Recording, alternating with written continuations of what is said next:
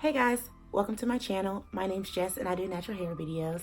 So today we are going to be continuing my series of how to go natural and things that a new natural would need to know in the natural hair community. But if you are new here and you've never been to my channel before, I'm going to ask that you do two things. The first thing is that you're going to go down and hit that subscribe button. And then the second thing is hit that notification bell so you don't miss my new uploads. So what we're going to do is we're going to go ahead and hop right into the video. First thing that we're going to go over is natural hair. Natural hair is basically hair whose texture hasn't been changed by chemical straighteners. And your chemical straighteners can be your perms, your texturizers, and or your relaxers. And also, your natural hair is just what grows out of your head and it's just what God gave you naturally. You haven't done anything to it. You haven't really processed it or anything like that. The next term we're going to go over is transitioning. Transitioning is the process of growing out your natural hair from your process ends and slowly and gradually cutting them off, your process ends off. So basically that means I decide that I want to go natural, but I've been getting perms my whole entire life. So my process, like the rest of my hair is processed as far as like with getting perms and everything.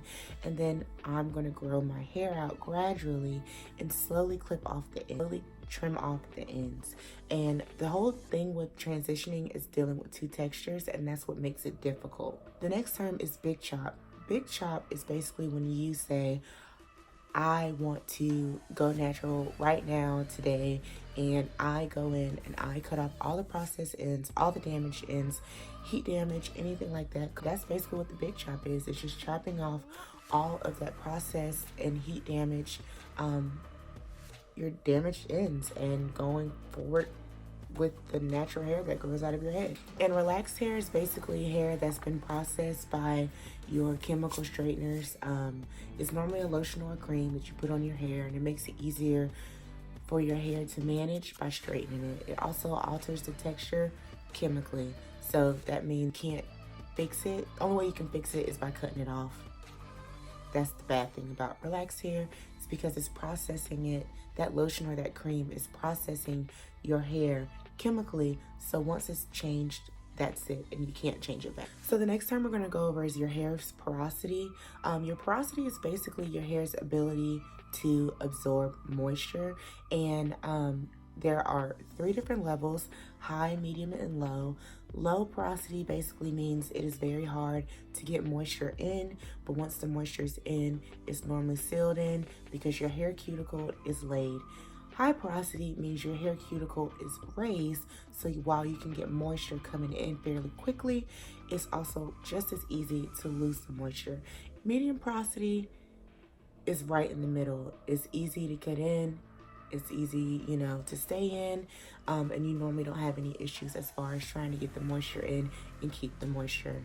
That's the thing with medium porosity. Hair density is basically how close your strands are on your head, because hair density and hair width gets mixed up sometimes. Your hair width is how thick or thin each individual strand is, and your hair density is how thick each, like a patch of hair on your head is versus how thick or thin your hair is. So as far as like hair density is, when I look at my head, I can say, okay, she has a high volume of density on her head, because when you look at my head on a normal day, which I'll probably insert a picture right here, you can't see my scalp, versus somebody who, who has a lower density of hair, meaning once you look at them, you can see their scalp thin, thick kind of deal, versus your width, that's each individual strand. If you pull a strand of hair out and you can see it, then that means you probably have thick width. And it's kind of hard to see, then it's thick. And don't worry, I'm going to go over, I'm going to have another video that goes deeper into hair porosity and hair density and hair width and hair texture and all that good jazz. So make sure you subscribe. So next we're going to talk about products and like the washing process. So the first thing we're going to talk about is slip. Slip is basically a product's ability to help you detangle, whether you're detangling with your fingers or with like a wide tooth comb or a tangle teaser or something like that. You never want to obviously detangle your hair dry. Normally you detangle your hair when it's wet and with some type of conditioner or something with slip. That's what you always hear. So basically, if I put product on my hair and I'm trying to finger detangle and it's very, very hard to do so, that product probably doesn't have a lot of slip in it. But if I can put that product on my hair and my hair is just, it's just, my fingers are just gliding through, that product has great slip. And you always want to get products that have good slip if you're going to detangle your hair, because that helps eliminate breakage and tangles and everything like that. And then that also in turns help you retain length, which is what you want to do when you're trying to grow out your hair. So next we're going to talk about pre-poo. Pre-poo is basically a treatment that you do before you actually shampoo your hair, whether you use it with like a deep conditioner or a deep treatment mask or oil. Most people normally use oils. You normally oil your hair, you put oil on it, and basically this whole process basically just helps as far as like with the shampooing process, because as you may or may not know, a lot of naturals try to stray away from shampooing their hair because shampoos have sulfates in them, and sulfates can be very drying, and so that's why you use the whole pre-poo situation. Is you pre-poo, you do it before you shampoo your hair, especially if you're going to use a sulfate shampoo, because you want to make sure you are not stripping out all of the oils and all of the nutrients that your hair needs. So the pre-poo basically help keep some of that nutrient and some of that moisture in your hair, so your hair isn't so stripped and so dry after you shampoo your hair. If you ever hear the term sulfate-free shampoo, that's normally a more moisturizing shampoo, and it doesn't have that sulfate in it, which is that harsh cleaning agent that most naturals try to stay away from. And so I know you probably hear a lot of people talk about co-washing, and co-washing is basically washing your hair with conditioner. And conditioners have like a mild cleaning agent, so they're not as good as like shampooing your hair, but they definitely can help as far as like in between washes kind of deal. Helps give you that boost of moisture while giving you just a little bit of cleaning out just a little bit, And so deep conditioners are basically deep conditioners and your regular conditioners are different. Your deep conditioners, the particles are smaller than your regular conditioners, which makes it easier for the deep conditioner to like deeply penetrate your hair, hence deep conditioner. See, I did something there. Also, you are more likely to leave these on longer versus like your regular conditioners, and these are normally like a rinse out thing. This whole practice basically helps replenish the moisture back in your hair, and it can help maintain and strengthen your hair over time. So the next term we're going to talk about is protein treatments. So our hair is 91% protein, especially like if you have high porosity hair.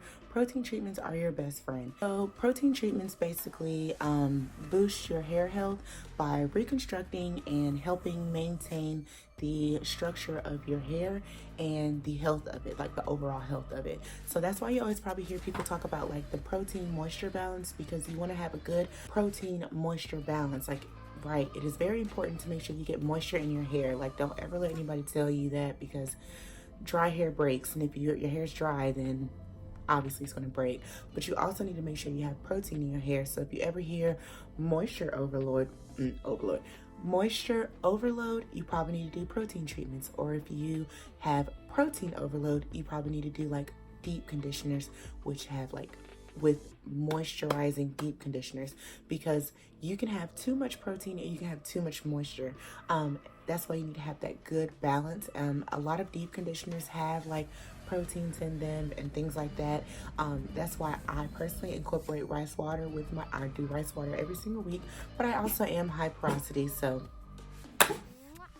I also have high porosity hair. So that's another reason why I do rice water treatments daily, because they're light protein treatments and they help put that protein that my hair desperately needs back into my hair.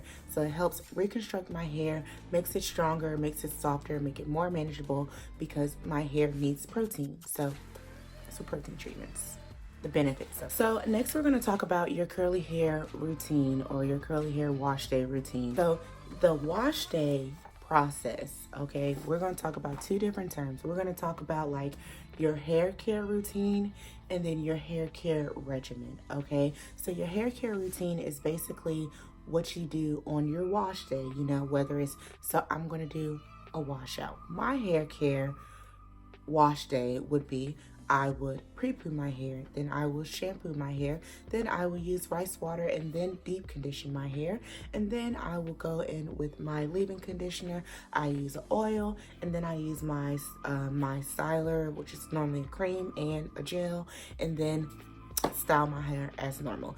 That is my hair care routine, okay? But my regimen is what I do monthly, like on or like a week by week basis. So each week I shampoo my hair, each week I deep condition my hair. There was a time that I would shampoo my hair every 2 weeks, and if that was the case, then I would say, okay, on week 1 I'm going to co-wash my hair and then do all my hair care stuff, and then on week 2 I'm going to shampoo my hair with a sulfate free or a sulfate shampoo, and then deep condition and everything like that. So what you do over a period of time, that's your hair care regimen. And what you do like on a wash day, like a single day or 2 days, because let's be real, how many people really wash their hair all in one day? But that's what you do, that's what your wash day routine. And so the next term we're going to talk about is a protective style. Your protective styles are basically styles like these that help keep your hair and your ends tucked away. That's the main thing about protective styles. Some styles they won't be considered protective styles because your ends aren't tucked away. You can also consider like a bun, a high bun, a low bun, twists, twisting them and then putting them in a bun, things like that. Things that help keep your ends tucked away from the elements, away from, brushing up against your shoulders and things like that. Those are considered protective styles because they protect your hair and your ends. And then here, I'm just going to insert terms that you'll probably see very frequently, and these are more so the lengths, as far as like when people are talking about like as far as like how long their hair are. You're going to see your TWA, which is your teeny weeny afro. Then you're going to see NL, which is normally neck length. And then you're going to see CBL, which is your collarbone length. And then you're going to see SL, which is your shoulder length. And then you're going to see APL, which is your armpit length.